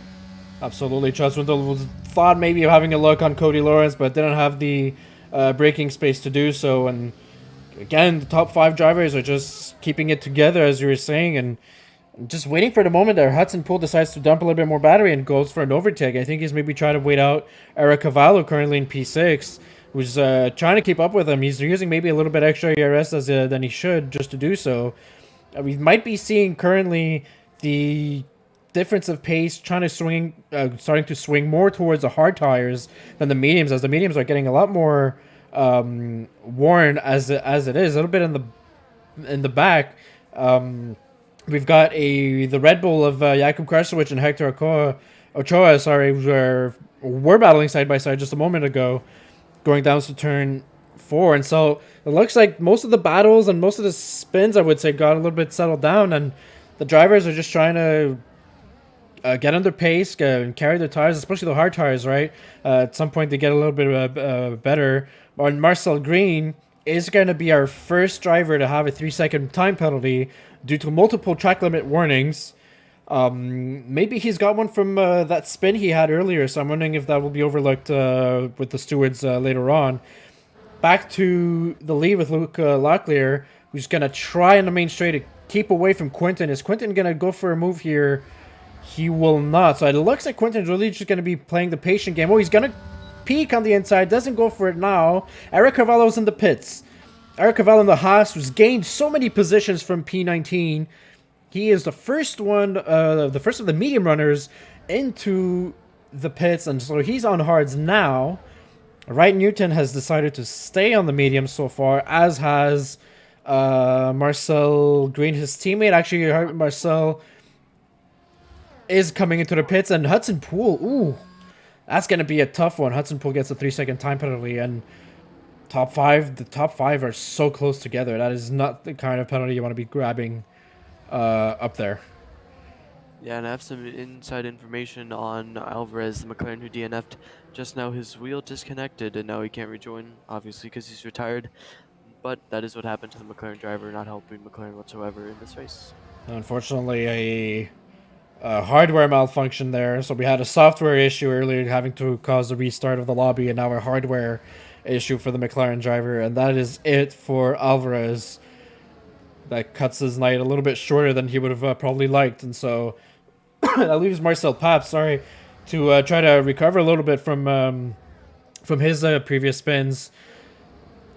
I'm trying to look around the map. Other than the top 5 keeping close together, we've got to keep eyes on that because a move could be made at any moment at this point. The rest of the pack looks like everybody's either separated or in pairs of 2s. Looks like there's Jakub and Hector battling out, and there's Filemo who's gained positions. Oh, okay, that is Ryan Newton in the pits, and Cody Lawrence, who was overtaken by Chad Swindell. And so the newcomer in the Alpine is on podium positions. Yeah, out of nowhere, it seemed that the Alpine driver was able to just get alongside Cody Lawrence and actually overtake him. I mean, I've talked about how Cody was having a bit of moments out of the corners here. And maybe that was what happened with him at this corner here. But I did see that the average gap between Chad and Cody was about 2/10, when this field has been spread, but generally around 4/10. So I kind of expected the move to happen, but I didn't expect it to happen that lap. So I do think it was a moment for the Mercedes driver.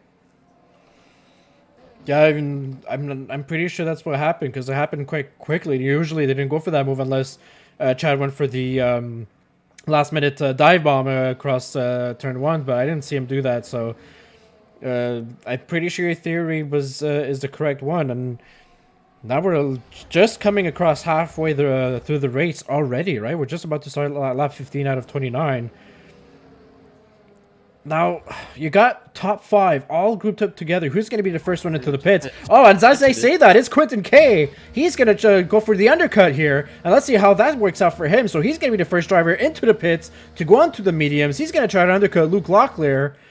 And so Locklear, will he try to cover the undercut with an overcut and try to make his hard tires last a little bit longer? Or will he try to push as much as possible and pit next lap? And that's something we're going to be seeing. Marc-Olivier Bastien is the next driver into the pits, also switching to the medium tires. The Alfa Romeo driver not having the best of races so far. He had a contact earlier in the spin, and he's dropped out to P15. He's a bit of a no man's land, right? He's not actually racing anybody or trying to get to be able to get positions there. And so that's a bit of a challenge for him. Luke Locklear still in the lead, followed by Chad Swindell, Cody Lawrence, and Hudson Poole. He's going across turn 10, and the next thing we're going to be trying to see is who is the next driver into the pits. And so our first driver in the top 5 was Quinton K. He's dropped down to P12. He's warmed up his tires, and he's a little bit of traffic there, but he's going to be able to get some DRS as well. So that's only going to help him to achieve that undercut on Luke Locklear, because Locklear's got no DRS whatsoever, given that he's in the lead. Yes, however, the dirty air is there, of course, and we've seen that a man who's in the DRS terrain with Koenigke era is right behind him now, 1.4 seconds now, about 1.3, 1.2. Whatever the gap is, he's very close, but I think that advantage will slowly start to be gained from Koenigke once again. But at the moment, Aaron Altmaier, no battery on the Aston Martin. Will he have the advantage against Koenigke to just hold him up a little bit? I don't know if he'll try though, honestly, because look at the pace difference here. He's way quicker through the corners is Koenigke, and Aaron Altmaier goes into the pits. Will that other Aston Martin though be able to fight him? We have multiple pitters now. Looks like Camborne, the Alfa Romeo, I don't know who to pronounce, and Camborne and Aaron Altmaier now. So our top four still remain the same as they were when Koenigke was not there. Luke Locklear, Chad Swindell, Cody Lawrence, and Hudson Poole. But I do have to note that Chad Swindell, it wasn't only Quinton K that he could gain on, wasn't only Cody either, but now he's gaining on Luke Locklear, so I wonder, does he have the pace to win this race tonight? He's showing some promise here, Chad Swindell, in his first race in the Division 1 Zoom Racing League. I mean, quite clearly the Duncan McCamick saw his times and saw that he had something... he had the potential of being a great Division 1 driver, and in an Alpine nonetheless, and so far he's put himself up in a podium position, even if Quinton K was in front of him in P2, but he's really sticking it to Luke Locklear, and currently I think he might be in a position to try to make an overtake, and he doesn't. He's going to go dive into the pits, and so he's not going to keep racing Luke Locklear. He's going to the pits, as is Cody Lawrence, as is Hudson Poole. And so Luke Locklear is going to be the last driver out of the top 5 to be pitting for the medium tires. Marcel Green in the Haas is now parked at the exit of turn 2. He has retired DNF'd after changing tires, and so that is the end of his race. And that is where we have the yellow sector flag. And Quinton K now, he is going to come out in front of Cody, but in back of Chad Swindell. So Chad Swindell actually wins his gamble there. He goes into the pits and stays in front of Quinton, and he has way more ERS as well for the battery. And so he's now thinking about battling Luke Locklear for the lead and potentially the win of this race. But cold tires the Alpine has. I mean, we're seeing just a tiny bit that Quinton K is able to gain on Chad Swindell, but if he wants anything to happen, he needs to really just overtake in this next couple of corners here, or else we'll see this potential P2 just slide away from him. Yeah, and he's going to have the DRS, and you could tell that Swindell's tires are not completely up to temp yet, and Quinton's going to have DRS on him, sorry. But here's the thing, Swindell's able to defend with the extra battery, and he's not so far off of Luke Locklear. Is Locklear going into the pits? He is now, and so this is the moment of truth. Locklear is in the pits. Seeing your track notes earlier, I think it's a 24-second gap normally that it takes between to pit, and so we're seeing Locklear here with the medium tires. It looks like a very rapid stop. Great job from the pit crew. And that is Hector Ochoa who's going into the pits. Peter Giordano is going to stay out, and now that's going to be crucial to the strategy. Can Peter Giordano eventually slow down the drivers behind him?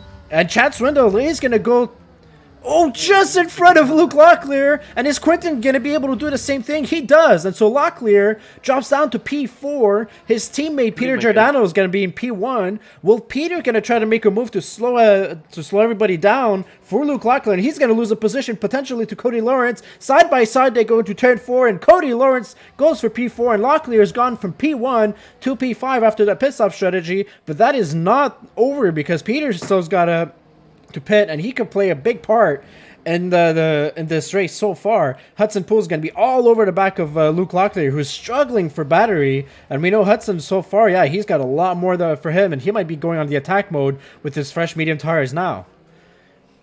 And suddenly, after all of that, we have Peter Giordano in the lead. Will he try hold up the pack, as you have said before? But at the same time, Chad Swindell, the debut man for Alpine, can he win this race? I mean, he's got much competition, but Quinton K behind him is on tiny bit older lap tires than Chad is, and he's already dropped out of the 1 second gap, but he's going back in and now. Will he be able to get DRS into this DRS zone? I don't think he got it. No, he didn't. And he won't have DRS for this straight, so does that allow Cody Lawrence to overtake Quentin K here? He's going for it. He knows that rear wing is not open. Going for the inside line now. He will have this overtake done very, very early into the corner, and now Quentin K is looking at a very, very difficult race ahead of him. Unless he can make another move work on Cody Lawrence here, he might try to gain it back with DRS. But Cody's got DRS in front of him from Chad as well, and so there's no point in attacking him for that. So officially, oh, no. Contact between Hudson Poole and Luke Locklear. That's something we've seen. That's something we've seen multiple times in the former seasons. And so Luke Locklear and Hudson Poole go around in turn 4. Didn't see who went inside of who, but now Hudson Poole drops down to P9 with Philemon Goulet, who's just overtaken him, and Locklear drops to P6. And so, well, that's unfortunate for them because that essentially, with 10 laps to go, essentially takes them out of a potential win unless there's a last-minute safety car. And I have to say, I saw that crash right in front of my eyes, and I have to say Luke Locklear is almost definitely in for a time penalty here. Right into the back of Hudson Poole. There's no really escaping it. It was right in front of my eyes, and I just know that's not going to be good for the Ferrari driver. Unfortunately, he's outbraked himself and makes contact with Hudson Poole. And in the past 2 seasons, right, Locklear and Poole had great rivalry, right? Two drivers who respect themselves a lot, but on track, there's a lot of times they make contact, and it seems that every time there's a contact between those two, even the stewards' decisions that comes afterward is talked about throughout the entirety of the week. Anyways, back to our race, because that'll be something that'll be handled after this race. Our newcomer, Chad Swindell, Indy Alpine, currently leading the race 7/10 ahead of Cody Lawrence. Quentin K is a little bit further behind from Cody, but we're starting to see a little bit of a gap form from these 3 drivers compared to before they even pitted when they were on hard tires. And so a 5-way battle turns into a 3-way battle so far. Locklear, I believe, is slowing down to concede the position to Hudson Poole. Yes, he is, and he'll actually let who is that again? Alfa Romeo go past him as well. Philemon, yeah. That's just trying to avoid a time penalty there. Obviously, not something you really want to calculate at the moment, but I mean, I don't know if that was the right decision though, because he did end up conceding 3 positions to that. And with the amount of battery he has, I'm not sure if he'll be able to regain those positions as it stands here. He does know, however, though, that Hudson Poole has a time penalty, and if he just stays within this gap, will gain 1 at least. So if he can make any more overtakes, that will help him a bit more, and maybe he'll escape a time penalty through this. Yeah, it's very possible, and I think Luke Locklear made the decision there. Instead of calculating his possible 5-second penalty that's coming up, he's really gone about sportsmanship, and that's good sportsmanship for him, and I'm pretty sure Hudson Poole appreciates that. Now, something that's quite important that's happened here, Chad Swindell is over 1 second ahead of Cody Lawrence. That means Cody Lawrence does not have DRS, and that allows Quentin K to slowly reel him in the double DRS zone that we just had there. And so he might be looking to stick it to Cody Lawrence for P2 there. And so Chad is just, with 8 laps to go, he's really just sending a clear-cut message to the league right now. He is here for race wins, and he is here to challenge anybody for the championship. And that is a statement that if he's able to bring it home for the next 8 laps, that'll be a big statement right on the first race of the season. And that'll be just great for the rest of the season that's coming up as well. Yeah, I mean, if you're a rookie and you can come in with a statement this big, you let everyone know that you are capable of winning races. I mean, that'll give you great respect. You know, everyone will start to kind of give you more respect on track, off track. You know, everything that happens now, if you win this race as a rookie, I think you'll have great chances to be a championship winner here. And as that's the likes of drivers like Hudson Poole, like Cody Lawrence so far. And I mean, it's only one race, right? So anybody who watches sports very early, very often and religiously knows you can't. We're not gonna give him the championship crown right away after one race. But there's a lot of potential being shown there, but still a couple laps to a lot of race to be race left here in this race so far. So anything could happen, and right now Cody Lawrence is trying to close in that gap to get back into the DRS because that'll be his best tool to defend himself against Quentin K right now. yeah, so I'm looking at Maxime Beaulieu right now. He's actually not stopped yet, and I wonder if he's going for a hard soft strategy here. I mean, if he will, I don't know if that'd be worth it. He'd be all the way back down to P16, I believe. P15, P16, one of the two. But at the moment, I don't know if that would be worth it for the Aston Martin driver because he's got the likes of Hudson Poole behind him now. He's trying to stick within the DRS of Ryan Newton, and actually Cody Lawrence has gotten back into the DRS of Chad Swindell. I wonder if that was the result of a little moment for Chad, but he's still got a lot more battery than Cody Lawrence does right now. Cody Lawrence going on to the battery just a little bit more to try to get into that 1 second gap, and he does so successfully. So he will have the DRS for this next straight here, and maybe more to come. Yeah, most definitely. I think in concerning Maxime Beaulieu there in the Aston Martin, he knows it's got to be a long run as much as possible. And he's most probably praying for his safety car to happen. So far, we've got two drivers with DNF, but they really just DNF'd in the pit lane, and so that's no concern for a safety car. As Marc-Olivier Bassin is going side by side on Luke Locklear, makes the move stick. Locklear's going to battle him. Oh, they go side by side, wheel to wheel. Locklear's going to make him work for it a little bit more. Look at him go. And who's going to have DRS on the straight? It's going to be Luke Locklear dumping ERS. Will Marc-Olivier Bassin be able to make it stick? He's got the inside. Locklear tries to go back on the inside on the switchback, and he makes it work. Side by side they go, and Marc-Olivier Bassin's got to concede the position to the Ferrari driver, Luke Locklear. Great overtake for P9. Yeah, amazing racecraft from the Ferrari driver, and now crucially, Hudson Poole's got another 3-second time penalty, so even though a bit of a gap was built up from Luke Locklear and Hudson Poole after that little bit of fighting between Luke Locklear and Marc-Olivier Bassin, he is still able to get the position off of Hudson Poole if he stays within 6 seconds of him. Yeah, Hudson Poole's going to drop down the tumbling order a little bit there with that 6-second time penalty. Ryan Newton gets a penalty as well. Just to look at them, it is 3 penalties for Ryan Newton and 6 for Hudson Poole. So far, Division 1 drivers have done a great job in keeping within the track, except for those two. And man, in Division 1, a 3-second costs you a lot, so I can't even imagine what a 6-second will cost you. And now Cody Lawrence is back in the DRS of Chad Swindell, as you just showed us earlier. And now, 1.2 second gap is melted a little bit away from a 7/10 gap. Was Cody Lawrence trying to bait him, or has he now just turned his intensity up, I should say, to try to go for the win here?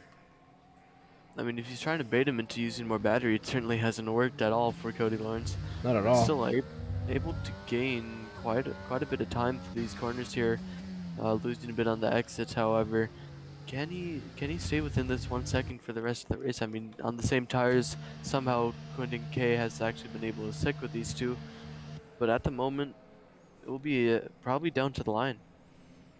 Yeah, Cal Blevins has gone into the pits. He's going for soft tires, as is Marcel Papp. So by the end of the race, looks like these drivers maybe be thinking about going for the fastest lap, which I don't remember who has the fastest lap. I think currently it's Quentin K. Or no, it was Chad Swindell last I seen. So we try to steal a point away from them. And so far, once again, we're about to be at the beginning of lap 25.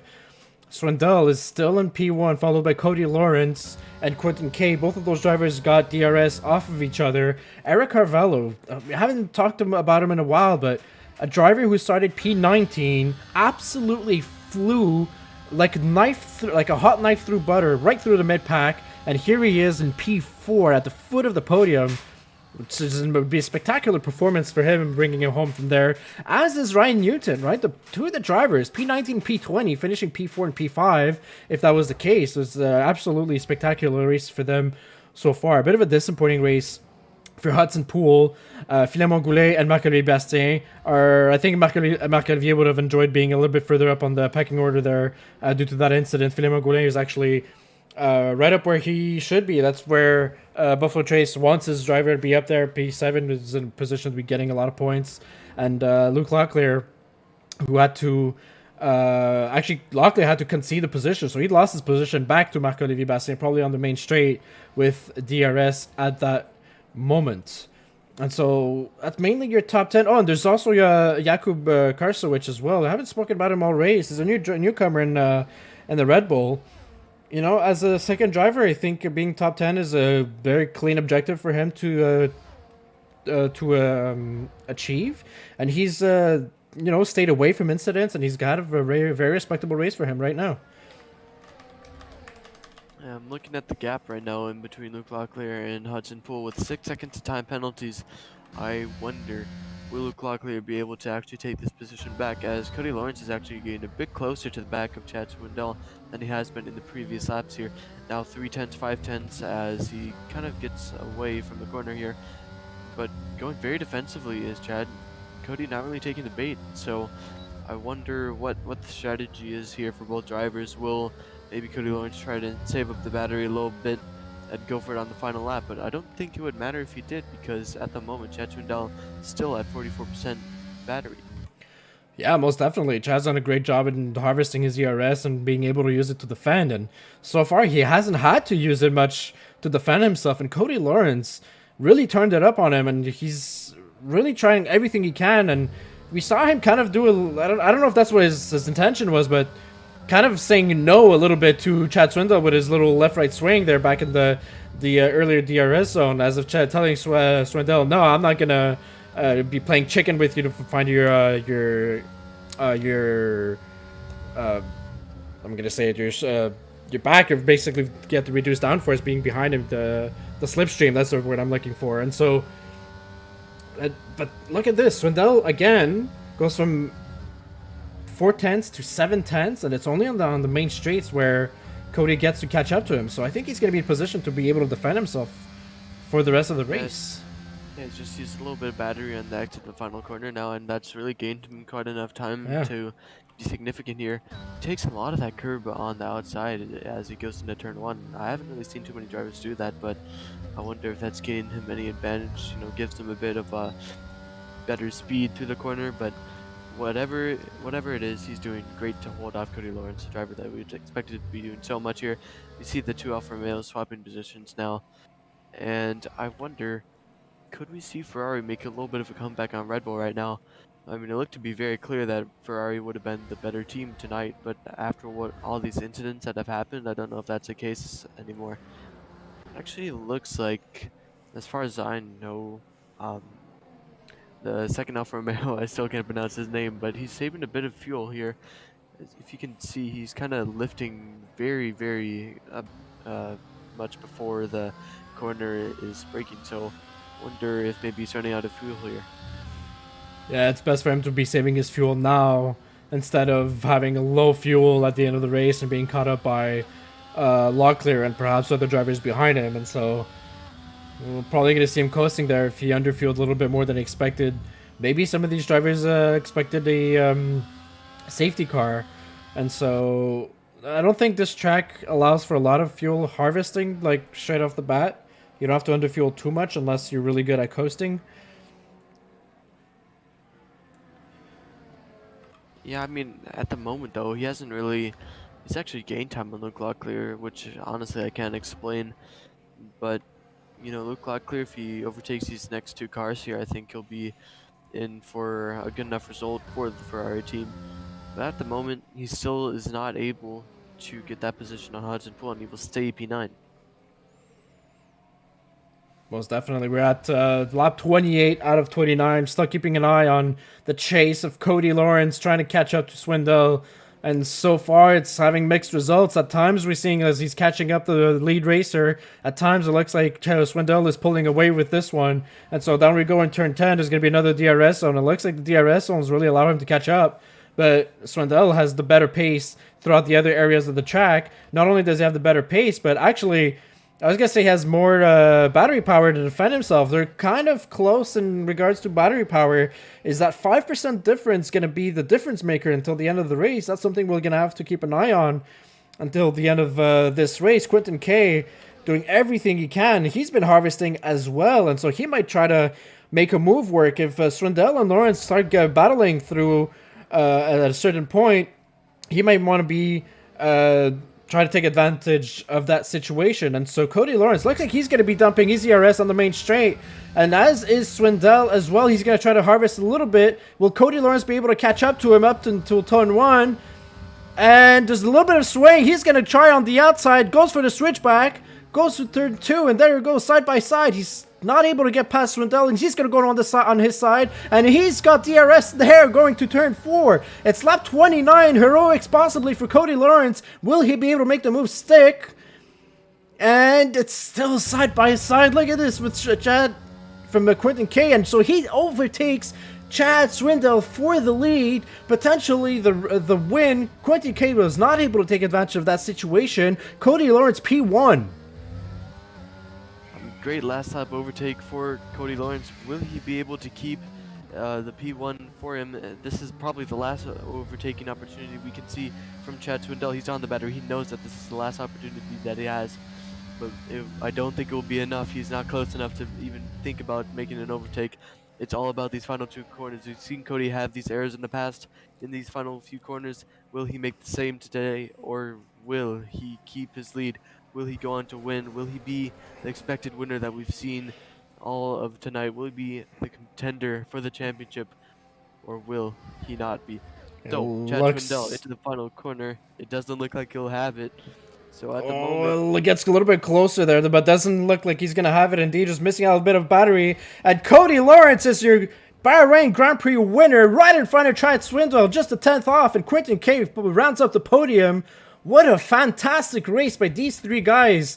Absolute masterclass of racing for them. Same for Eric Carvello and Ryan Newton. P4 and P5 for Delta strategy drivers. Hudson Poole is going to finish P6, but he's dropping down the order due to his time penalty. He's going to finish P8. That means for Alfa Romeo, despite having the incident earlier from Bastien, he's going to finish P6. Philemon Goulet, P7. So that is 6 and 7 for our French-Canadian drivers. Luke Locklear, unfortunately, didn't battle for the win. Rounds up his race at P9. Jakub Karsiewicz, P10. He rounds up our top 10. Hector Ochoa, and his first race and with us this season, P11. Peter Giordano, P12. Cam Bourne, who's had a bit of a difficult qualifying, but he's finishing P13. So I believe he's gained a couple positions from where he started at. A bit more of a difficult race for Maxime Beaulieu and Aaron Altmaiers in the Aston Martins, as is for Logan Dukes and Kyle Blevins in the Alpha Tauris. And Marcel Pabst's Eruption is going to round up the order in P17, from what if I remember correctly, because the other 2 cars had DNF'd. Wow, I mean, what an incredible last lap battle in between Cody Lawrence and Chad Swindell, but unfortunately it wasn't the rookie that we could see winning today. But our winner is Cody Lawrence for tonight. As we walked onto the podium now, what a great performance from all of these city drivers. We expected each of them to win at one point in this race, but really at the end it was only one of them that could have been the winner, and it was Cody Lawrence. Absolutely, and Cody Lawrence shows his mastercraft, and he's got a message to send as well. Like, he wasn't going to be the one to be overtaken by a rookie. And looks like the Alpine drivers learned a little bit of a lesson now, and we'll see how if they're going to battle like that again over the next couple races throughout this season. We're going to round up our podium finishers: Cody Lawrence, Chad Swindell, Quentin K for interviews in just a moment. If you want to notify them, Nathan, through our Discord, and we will have them in just a second here.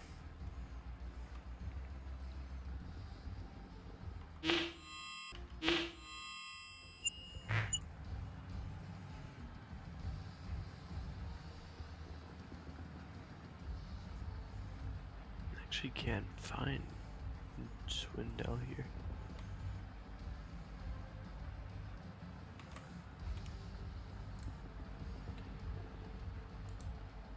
Well, let's go I see. found him. You got him? Okay. And Quentin.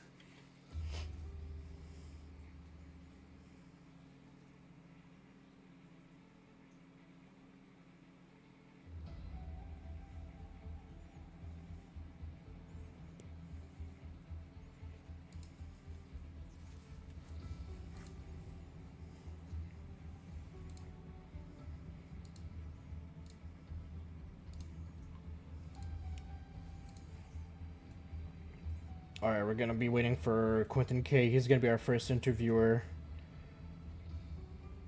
In just a moment, as soon as he's available in the waiting room, and then we'll have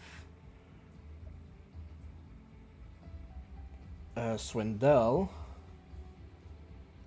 And then Swindell was actually a reserve driver. He is. He's probably gonna be the next one to take a seat. Actually. I wouldn't be surprised, actually, That's- after a performance like that. Yeah, from what I've heard, he's First probably the Swindell. next one to take a seat. We'll see if he's got something to give us for in that regards. And he's in the waiting room. We're just waiting for Quentin. So is Camborne. And Major Castleman. That was who was supposed to drive tonight.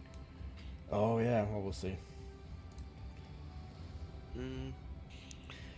If he doesn't pop up in the next couple of minutes, we'll He's just get typing. Swindell in. Yeah, so I think he's gonna be with us in a second. Or if he's not available, he'll let us know. Okay. Alright, well, he's not really feeling it, so let's Okay. get Swindell. All right, so let's get Chad Swindell in here.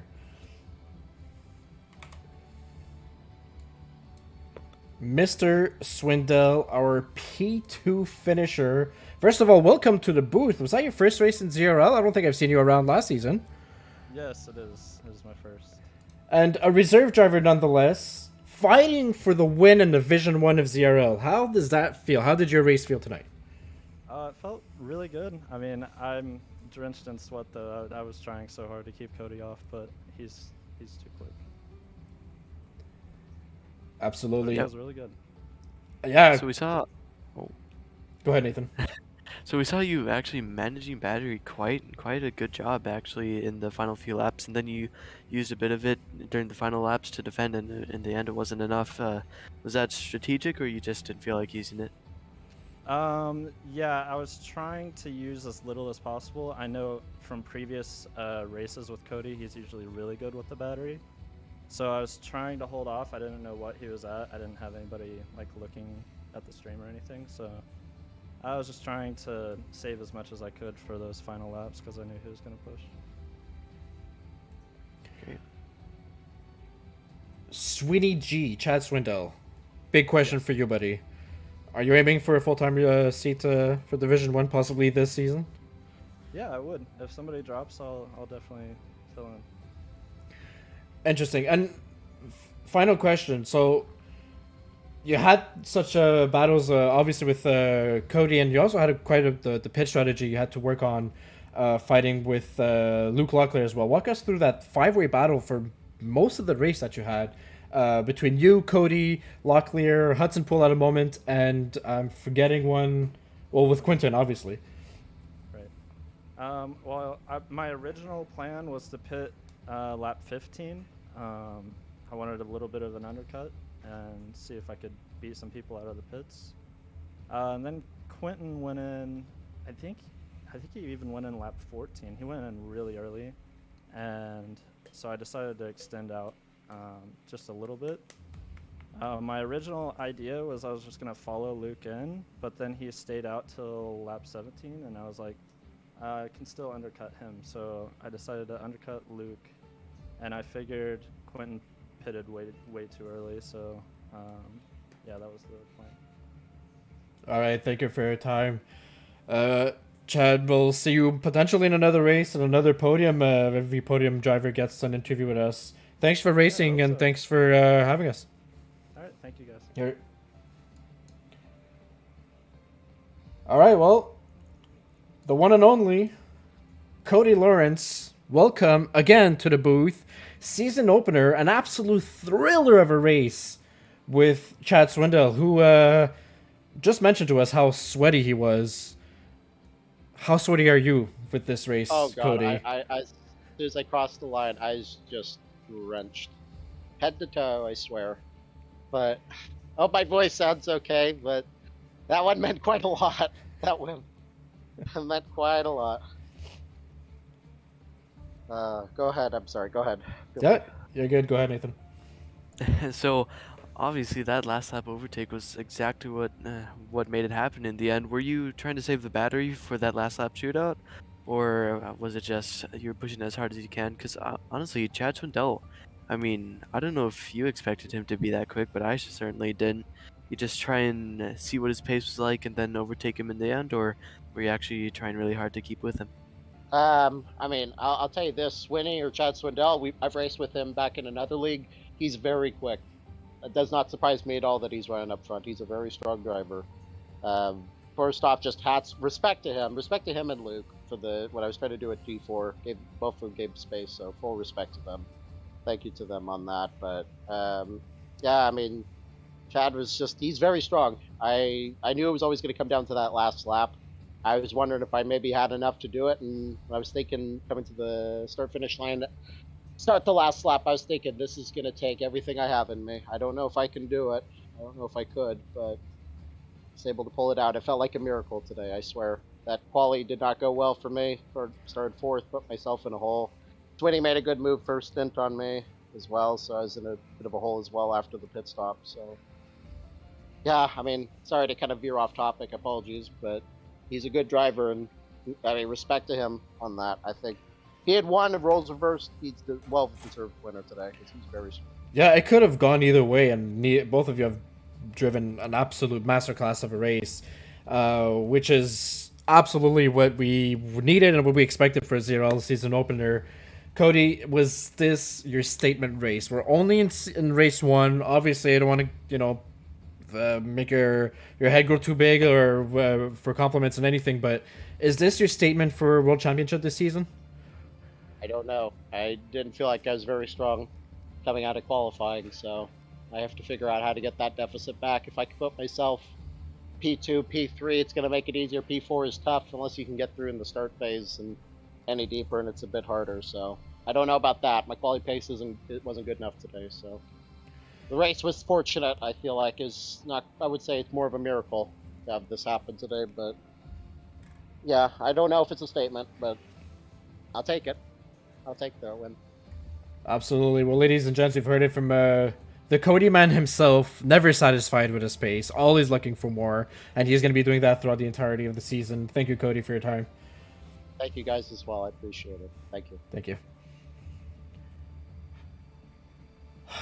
Well, Nathan, that was quite an exciting race to open the season. Next week, we're going to be in Singapore. Final comments and your thoughts on the upcoming race? Well, I mean, Singapore, people say it's the hardest race of the season, and I see why. So hopefully everyone can keep it within the walls, no flying into the harbor or anything. But I think it's going to be very exciting. It's another race under the lights, so always something to look forward to.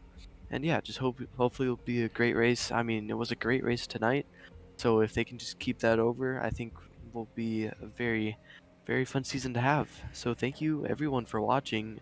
I hope you enjoyed it because I know we did. But yeah, have a good night, everyone. Good night, everybody.